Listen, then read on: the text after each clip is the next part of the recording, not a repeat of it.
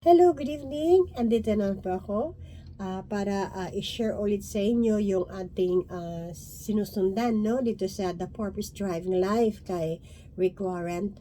Andito na po tayo sa chapter 18, no? At siya nga pala, kumusta na kayo, no? Same as usual. Ako rin, ganun pa rin. Maagang gumigising, alas 4 na madaling araw to prepare, no? Mag-prepare ko sa aking going to pagpasok ko sa work, no? At hopefully kayo rin gano'n, no? Kailangan talaga natin bago tayo mag-start, no? Ay kailangan natin na mag-pray, no? Para magkaroon tayo ng kalakasan at parating nandyan si Lord, no? Na hindi niya tayo pinababayaan. Anyway, mag-start na po tayo. Dito tayo sa chapter 18, dito sa sama-samang pamumuhay. Okay, basahin po natin dito sa Colossus 3 verse 15. Okay, basahin ko po, no? At paghariin nyo sa inyong puso ang kapayapaang kaloob ni Kristo, sapagkat ito ang dahilan kaya kayo tinawag upang maging bahagi ng isang katawan, no? Sabi na dito sa Colossus 3:15, no? Kailangan paghariin daw natin sa ating puso, no, ang kapayapaan, di ba? Yan ang sabi, no? Dahil ito ay tinatawag upang maging bahagi tayo ng isang katawan. Okay? So, dito naman po sa isang verse ay dito sa mga awit ay 133 verse 1. Narito napakabuti at napakaligaya kapag ang magkapatid ay sama-samang namumuhay na nagkakaisa. Amen. Talaga mga kapatid, masarap talaga na tayo ay sama-sama, no? Sama-sama talaga tayo na mag-share each other, no? Sama-sama tayo parati dahil ang sarap talaga pag meron kang kapatid, no, in Christ, no? Masarap talaga, no? Maybe yung mga Kristiyano dyan, alam nyo ang ibig kong sabihin. Masarap talaga, kasi isa kasi yung isip at puso, parang gano'n, no? So, dito na ang buhay para sa pakibahagi, no? Pakibahagi sa isa't isa, no? Gusto ng Diyos ay sama-sama nating maranasan ang buhay na, no, nasa Biblia, no, sa Bible, no, na kailangan nating mag-aral ng salita ng Panginoon. Yun ang gusto ng ating Panginoon dahil andun naman yung lahat andun naman lahat yung nalalaman dun sa Biblia na ang gustong ipahiwatig sa ating Panginoon, no? At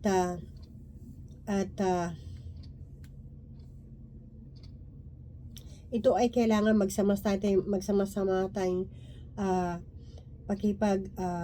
kapatiran, no? Ngunit sa ngayon ay noon nung unang panahon ba yun? Siguro before, no? Maybe 18 years ago. Sorry, ang tagal na noon, no?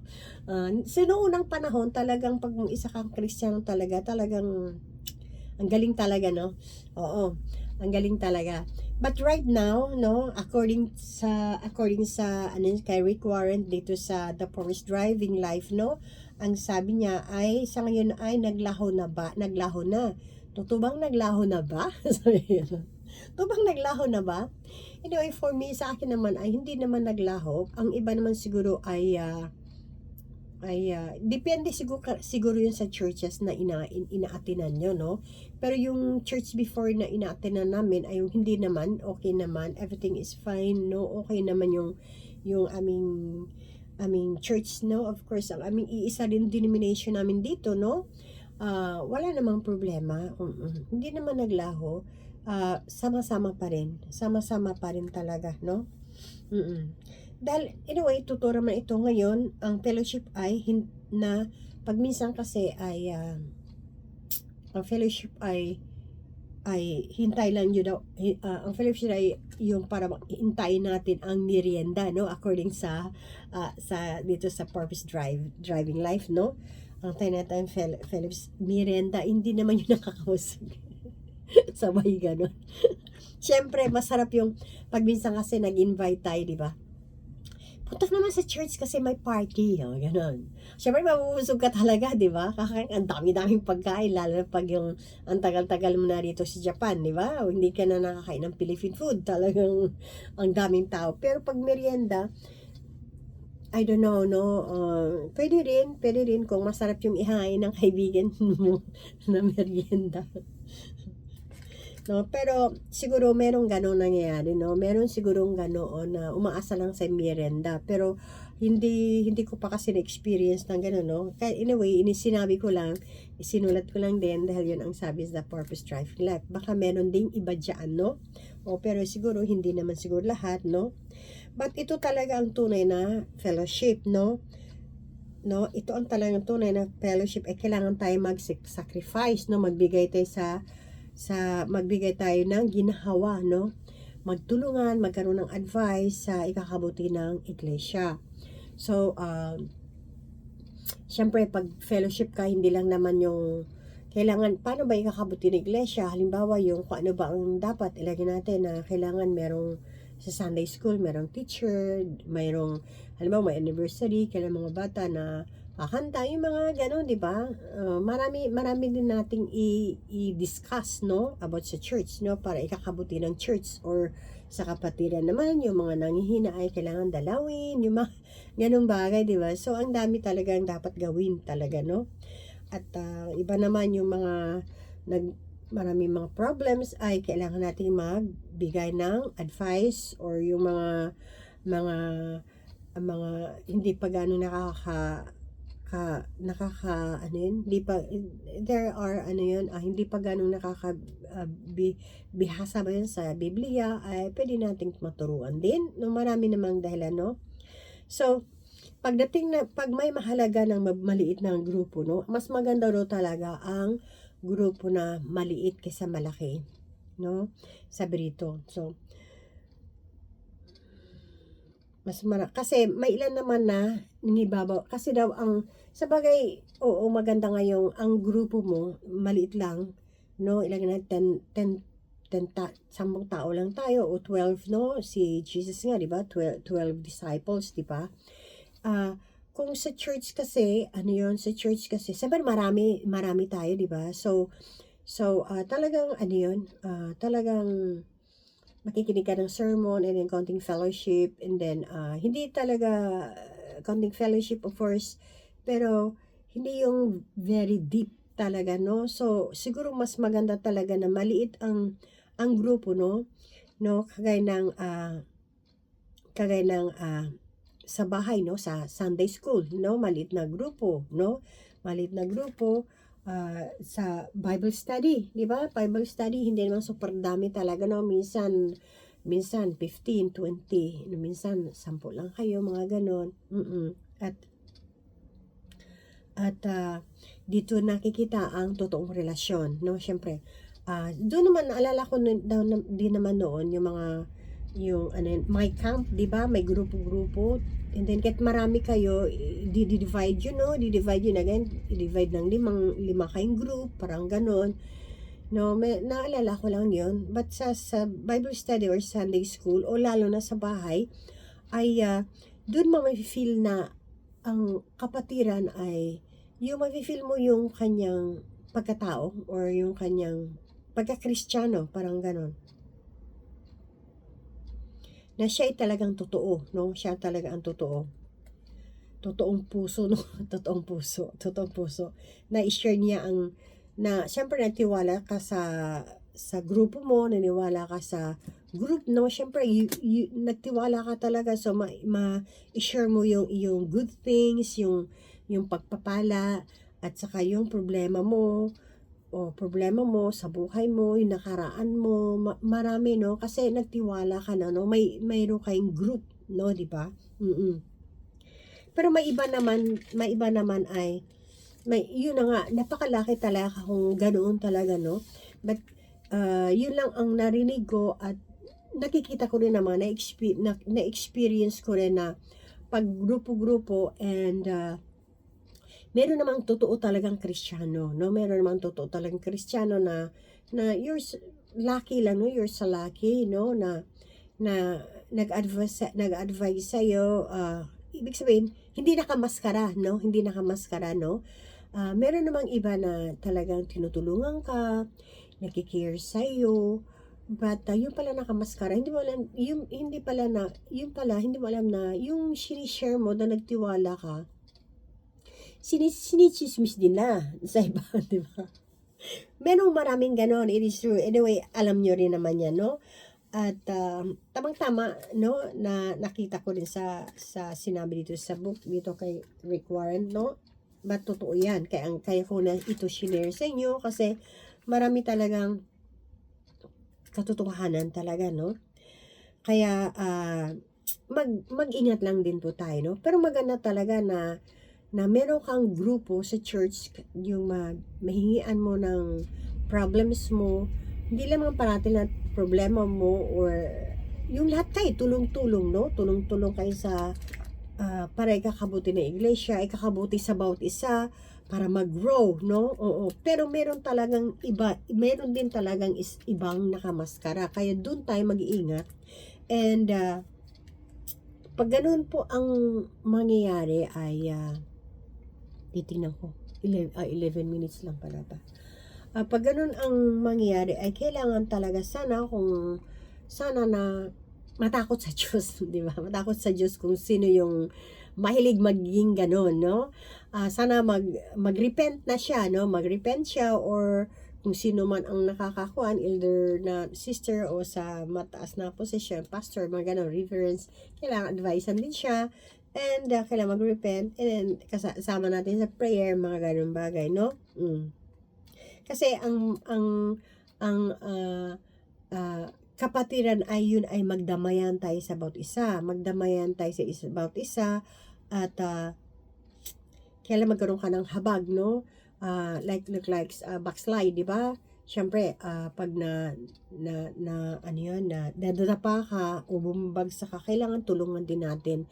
Kasi, hindi naman kasi parati na even though matatag na tayo, hindi tayo atakehin. Talagang, sabi ko nga sa inyo nung last week ba yun, ang aking kwan, ang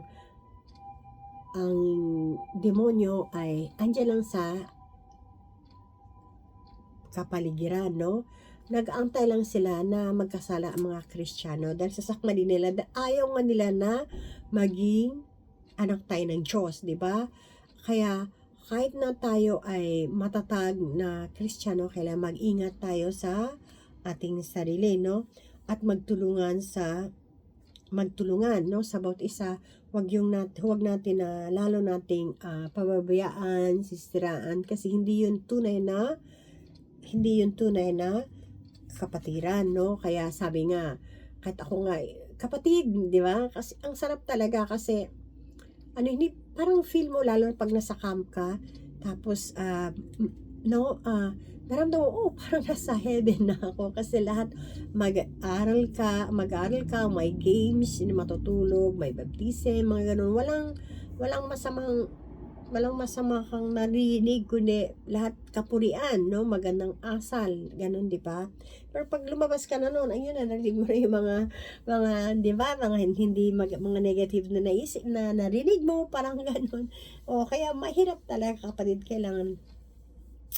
kailangan talaga natin na bantayan, no? Magbantayan tayo magkapatiran sa bawat isa, no? Kasi wala namang perpekto, pero kailangan talaga na maging perfect tayo sa ating Panginoon. Try our best talaga, no?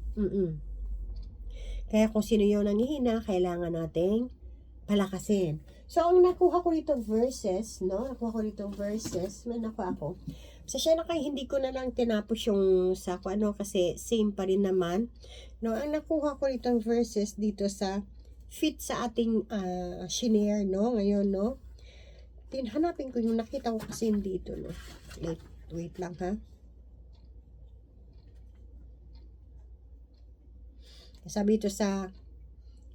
Tinisik sa Matthew, no? 26:41, watch and pray, no? Let you enter into temptation. The spirit indeed is willing, but the flesh is weak, no? Yan ang sabi rito, no?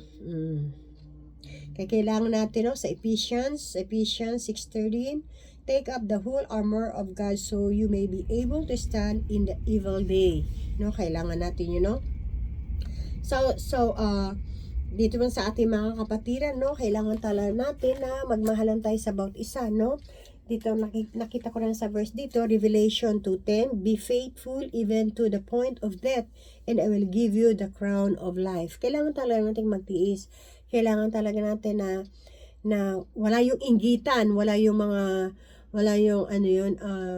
nagtiwala sa iyo yung kapatiran mo, and then nandun pala yung inggit mo sa kanya, tapos yung pala naging kumati yung dila mo, sisiraan mo yung tao. Siyempre kawawa naman, no? Kailangan talaga natin na mag-repent, no? Kailangan talagang baguhin natin ang ating ugali kasi napakasayang talaga na nakilala mo na ang Panginoon but you don't change, no? Hindi ka nagbago, no? Kaya ito dito sa Revelation, no, 2:10, be faithful even to the point of death and I will give you the crown of life. Kailangan magtiis talaga, no? And kailangan magkaroon tayo ng faith, no? Faith sa ating Panginoon. Romans dito sa 10:17 at sa 1 John 4:10-11, no? Sa 1 John 4 verse 10 to 11, love one another. Magmahalan tayo na walang patid. Hindi tayo magmahalan lang sa salita. Kailangan sa gawa. No, magmahalan tayo, no? And sa 1 John 4:7, everyone who loves has been born of God and knows God. Whoever does not love does not God, because God is love. Kailangan magmahalan tayo, no? So, pasensya na ko, 15 minutes lang pala yung na-share ko sa inyo, no? Pasensya na yan, medyo maiksi, but basta yun lang, no, ang ating kuanin natin, ang ating isipin natin as anak tayo ng Diyos. Kailangan ang kapatiran natin, kailangan nating i-care, kailangan nating mahalin, at kung sino yung nawawala, kailangan nating hanapin, at kung ano yung problems niya, kung ano pa man, no, kailangan nating advisean para mag-grow. Turuan natin, no, as a Christian's life, no, turuan natin, no, at kung meron kayong kaibigan, pwede nating i-invite, no, pwede nating invite sa church nyo, invite nyo para maging masaya ang Panginoon, okay? Yun lang ma-share ko sa inyo. Lord, maraming salamat talaga, Lord, sa gabing ito, Panginoong Ama. Tunay po, Panginoong Ama, kami magkapatiran, dapat po kami magmahalan, Panginoong Ama, na walang patid, Panginoong Ama. Help us, God the Father. No, help us, God the Father, na maging matatag kami kung ano mga sitwasyon sa bawat isa, Panginoong Ama.